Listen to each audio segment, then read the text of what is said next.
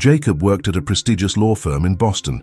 He was seen as a symbol of success: tailored suits, generous bonuses, a large house in the suburbs, and a luxury car in the driveway. His colleagues envied him. His family was proud, but inside, Jacob felt trapped. Each achievement only raised the bar for new demands. He woke early, slept late, and felt increasingly distant from himself, like a well-paid ghost. One sleepless night, he opened an old book and read, "What does it profit a man to gain the world if he loses himself in the process?" Epictetus. The phrase echoed like a muffled scream within him.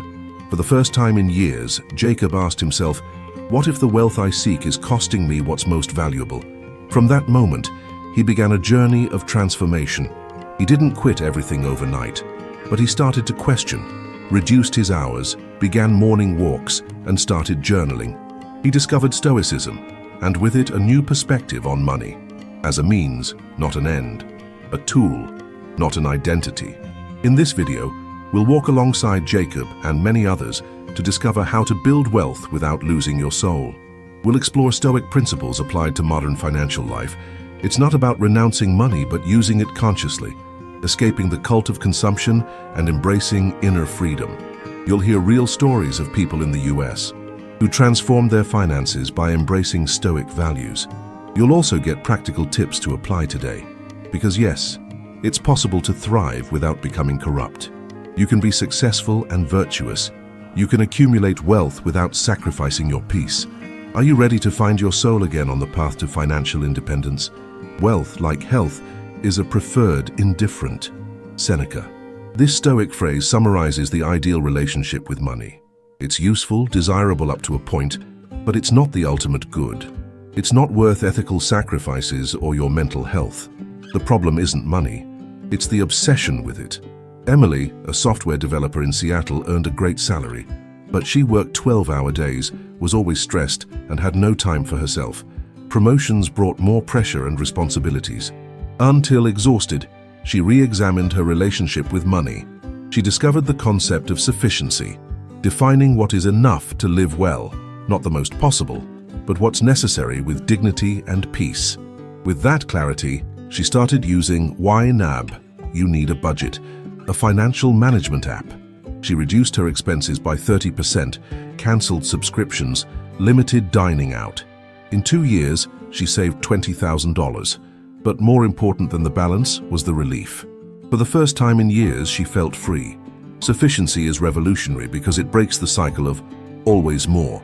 Instead of climbing an endless mountain, you define your personal summit. It takes courage, but gives peace. Try this exercise. Grab a pen and paper. What's your sufficiency number? How much do you really need each month to live with purpose and serenity? Are you close to that? Or being pushed by standards that aren't even yours? Wealth is like a knife, powerful for slicing bread, dangerous when misused. Are you using yours to nourish or harm? Better to fail with honor than to succeed with disgrace. Seneca.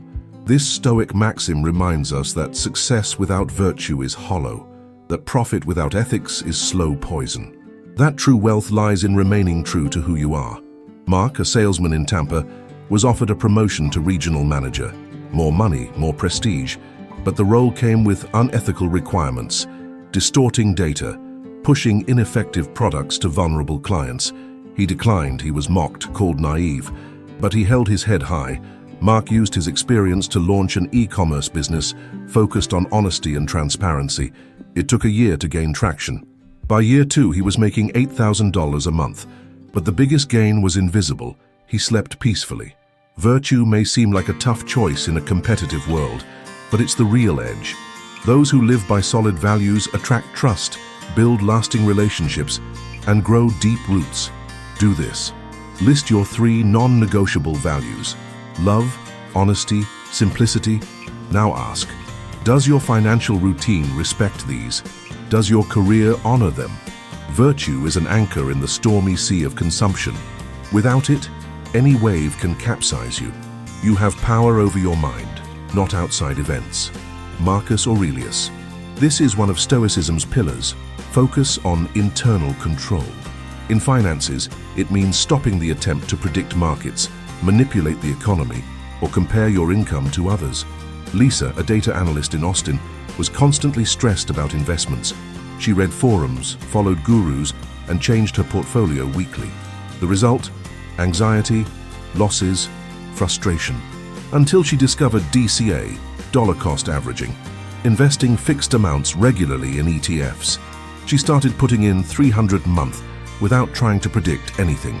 In 5 years, she saved $50,000 and gained serenity. She also began journaling daily. She wrote about her fears, goals, and desires. That emotional clarity transformed her finances. She stopped impulsive spending.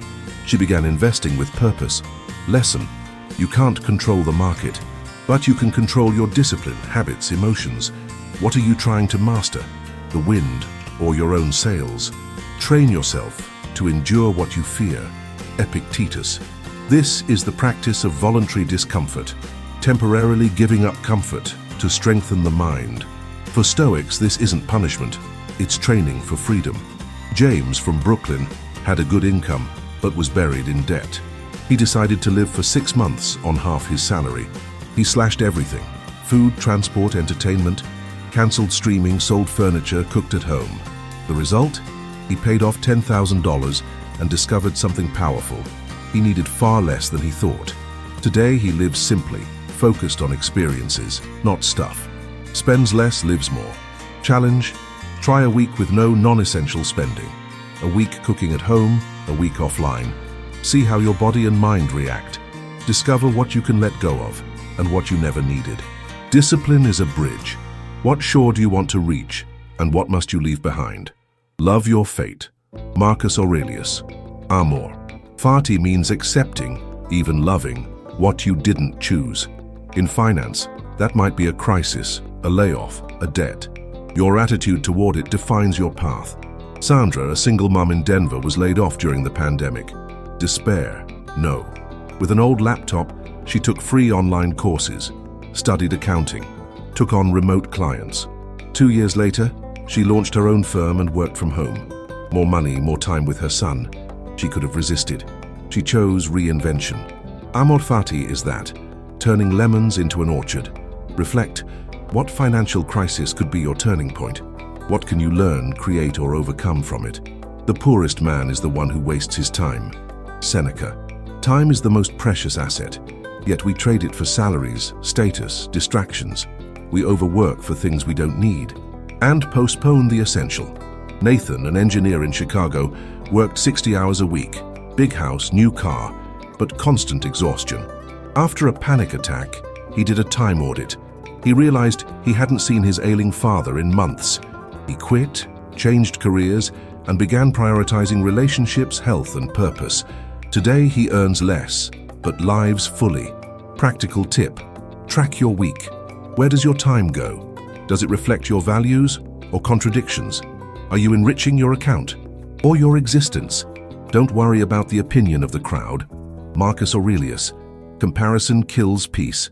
Social media creates illusions of success, and we spend to maintain images that don't reflect our true desires.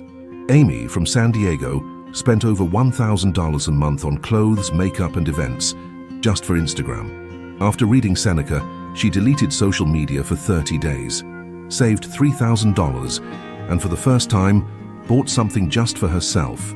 Silence. Try it. Deactivate your accounts for 7 days, or delete the apps for 24 hours. Then ask, what do I really want? And is it even mine? What are you buying? And to impress whom? Live as if you were already dead. Marcus Aurelius. Thinking about death brings clarity. If today were your last, what would you leave behind? Memories, debts, inspiration? Carlos, a retired engineer in Atlanta, invested part of his passive income into a financial literacy foundation. He helped hundreds of youth avoid the mistakes he made.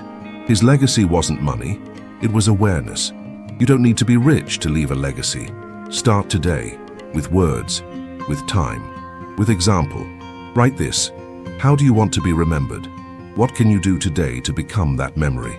Building wealth without losing your soul is possible. Just remember, money is a preferred indifferent.